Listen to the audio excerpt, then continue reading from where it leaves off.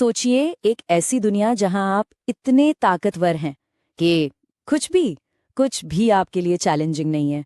Boring है ना? आज हम एक ऐसे ही देवता की कहानी में उतरने वाले हैं जिसके लिए उसकी बेहिसाब ताकत ही सबसे बड़ी सजा बन गई। और ये बात कोई और नहीं बल्कि वो देवता खुद कह रहा है। बहुत ज्यादा ताकतवर होना भी एक समस्या है यार। मतलब सोचिए, जब जिंदगी में कोई रोमांच ही ना बचा हो। 3 मिलियन साल यानी कि 30 लाख साल, इतने लंबे लंबे समय से भगवान मू जिंदा है। मतलब जब इंसान पत्थरों से आग जलाना सीख रहे थे तब से वो है। पीढ़ियां आईं और चली गईं, पर वो वहीं का वहीं रहा। तो देखिए, यहाँ पर कहानी में एक मजेदार मोड़ आता है। एक तरफ थे बेचारे शुरुआती इंसान जो हर दिन बस जिंदा रहने के लिए लड़ रहे थे, और दूसरी तरफ था हमारा भगवान मू जो हर दिन बोरियत से लड़ रहा था। उसकी ताकत ने उसे इतना अकेला कर दिया था कि जिंदगी बिल्कुल खाली हो गई थी। और एक दिन तो हद ही हो गई। फ्रस्ट्रेशन में उसने बस जोर से अपना पैर जमीन पर पटका, और जानते हैं क्या हुआ? पूरा का पूरा दिव्य लोक, मतलब देवताओं की दुनिया, थर्रा गई। जरा सोचिए बाकी देवताओं और दानवों का क्या हाल हुआ होगा। अच्छा, तो ये दिव्य लोक है क्या? ये आप समझ लीजिए एक अलग ही डायमेंशन है जहां देवता, देवदूत, दानव सब रहते हैं, और इस पूरी जगह का एक ही राजा है, भगवान मू। लेकिन यही उसका राजमहल है और यही उसकी जेल भी।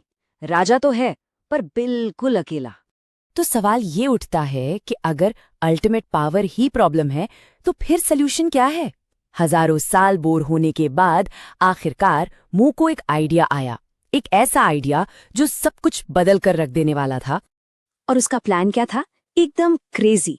उसने सोचा, मैं एक कमजोर इंसानी शरीर में जाऊंगा। क्यों? ताकि वो फिर से लड़ने का, हारने का, दर्द महसूस करने का रोमांच जी सके। और फिर वो पल आया। सब कुछ इतनी तेजी से हुआ कि होश ही नहीं रहा। 10 सेकंड पहले मुंह ने अपना शरीर चुना, ली हो, एक 17 साल का लड़का जो एक बिल्डिंग की छत पर खड़ा था। और अगले ही पल स्वैप, मुंह की आत्मा पृथ्वी पर, ली हो के शरीर में। और जब तक मुंह को कुछ समझ आता, वो हवा में था, एक 3 मंजिला इमारत से नीचे गिरते हुए। और फिर धड़ाम, शरीर जमीन से टकराया, हर एक हड्डी के टूटने की आवाज। लाखों सालों में पहली बार भगवान मू को दर्द महसूस हुआ, असली चुभने वाला दर्द। लेकिन, और यही तो सबसे अजीब बात है, उसे इस दर्द से दुख नहीं हुआ बल्कि खुशी हुई। उसे लगा, वाह, ये एहसास, मैंने बिल्कुल सही फैसला लिया। आखिरकार उसे वो मिल गया था जिसकी उसे कब से तलाश थी। तो अपने डिवाइन नॉलेज से उसने उस टूटे फूटे शरीर को तो ठीक कर लिया, और फिर फैसला किया कि अब वो लीहो की जिंदगी जिएगा। और उसकी इस नई जिंदगी की पहली मंजिल स्कूल।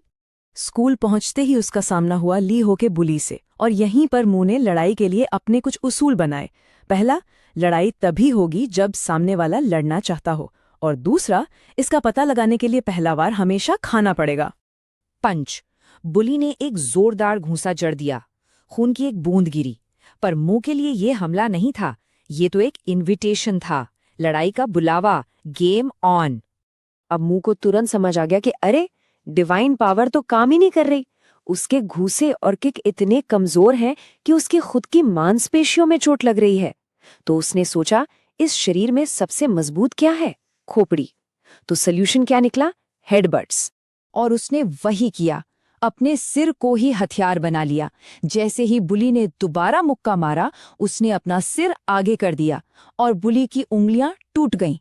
फिर 2 जोरदार हेडबट, एक पेट में, एक जबड़े पर, और लड़ाई खत्म।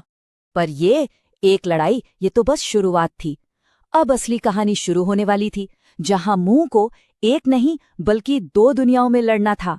तो अब सिचुएशन ये थी, एक तरफ पृथ्वी पर उस बुली ने बदला लेने के लिए एक युवा बॉक्सिंग चैंपियन चियोल को हायर कर लिया, और दूसरी तरफ दिव्यलोक में दूसरा सबसे शक्तिशाली देवता लूसीफर मुंह के खाली सिंहासन पर कब्जा करने की साजिश रच रहा था, और मुंह को इस बात की भनक तक नहीं थी। और लूसीफर ने इस मौके का पूरा फायदा उठाया। उसने बाकी देवताओं से कहा, एक ऐसा इंसान जो देवता बनने के लायक भी नहीं है, उसे और मौके देना हमारी दुनिया की सुरक्षा के साथ खिलवाड़ करने जैसा है। वो मुंह को एक खतरे की तरह पेश कर रहा था। अब देखिए, दिव्य लोक में पावर का हिसाब किताब कुछ ऐसा था। मुंह 100% पर था, उसके बाद लूसीफर 75% पर, और बाकी सब देवता 50% से भी नीचे। मतलब कोई सीधे सीधे तो मुंह को चैलेंज नहीं कर सकता था, लेकिन अगर कोई कर सकता था तो वो सिर्फ लूसीफर था। तो जहां स्वर्ग में ये सब चल रहा था, वहीं पृथ्वी पर एक और चुनौती दरवाजे पर दस्तक दे रही थी। मुंह की लड़ाई ने उस प्रोफेशनल बॉक्सर च्योल का ध्यान खींच लिया था। च्योल को मुंह के अजीब लड़ने के स्टाइल में एक तगड़ा कॉम्पिटिटर नजर आया। तो अब सवाल ये है कि जब आपकी असली ताकत ही आपकी सबसे बड़ी कमजोरी बन जाए, तो कोई कैसे लड़ेगा? मोरा एक तरफ एक कमजोर इंसानी शरीर में फंसा है और दूसरी तरफ उसका सिंहासन खतरे में है। वो अपनी गद्दी कैसे बचाएगा और इस नई दुनिया में कैसे सरवाइव करेगा?